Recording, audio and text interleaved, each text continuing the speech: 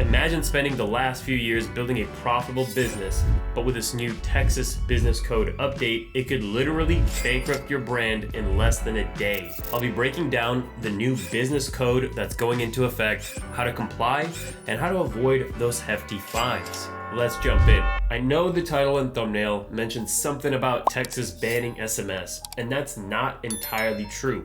But with the way this new law is set up, it might as well be banning future text comms for B2C businesses. As retention marketers, we lean on SMS for ROI, but now a new Texas law is treating your Klaviyo, Attentive, and Postscript text as telemarketing calls. That means fines, lawsuits, and the whole new compliance playbook.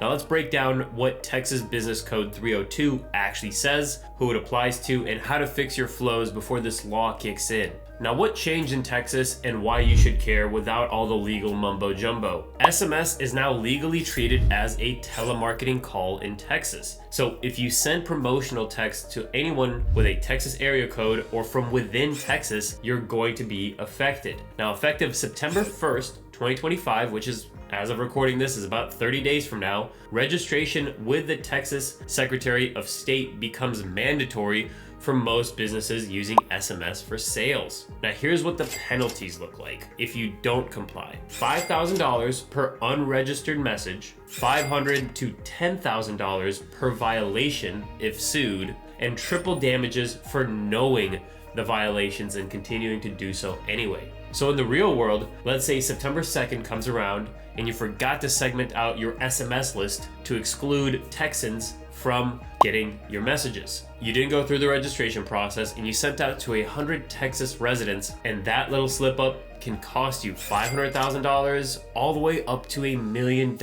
in citations and potential litigation. And there's no cap on the amount of fines and citations being dished out. And this will hit D2C brands the hardest, especially with automated campaigns. It's like, how does this even make sense? Well, with the new law, each individual message is seen as a separate violation. There is also no first warning, which means fines start immediately after September 1st. And serial litigators that basically sue businesses for a living could target your brand like they do with ADA or TCPA lawsuits. Now, basically what the fine print says is you don't need to be based in Texas, consent to receiving text does not equal compliance, and even texting a customer with a Texas number could trigger liability even if they're not in state. Now, don't make this mistake assuming that your TCPA compliance covers you. It actually doesn't. In Texas, you're not compliant unless you go through the registration process. It seems like a bad deal to send out SMS to Texans, but there are a few exceptions when it comes to this new law. Unfortunately, these exceptions are only for a small percentage of businesses, so most of the time it won't apply to you. So you may be exempt if you're a publicly traded company, a nonprofit 501c,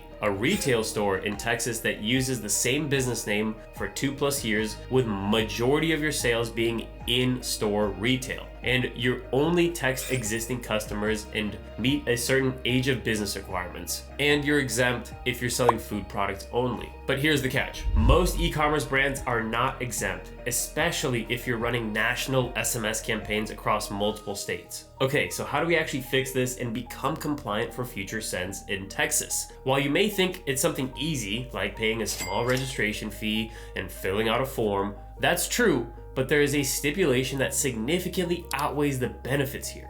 Let me explain.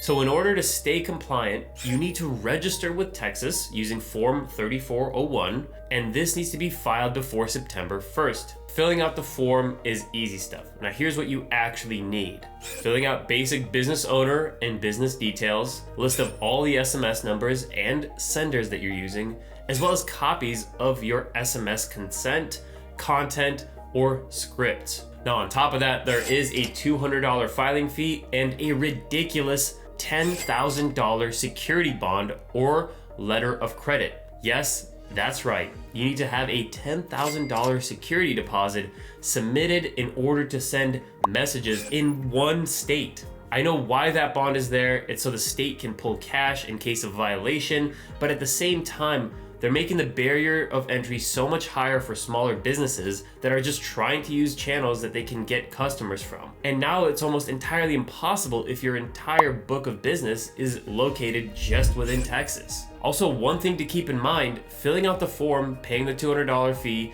doesn't guarantee anything, and you're not compliant until you get a written letter back confirming that you're now registered and compliant.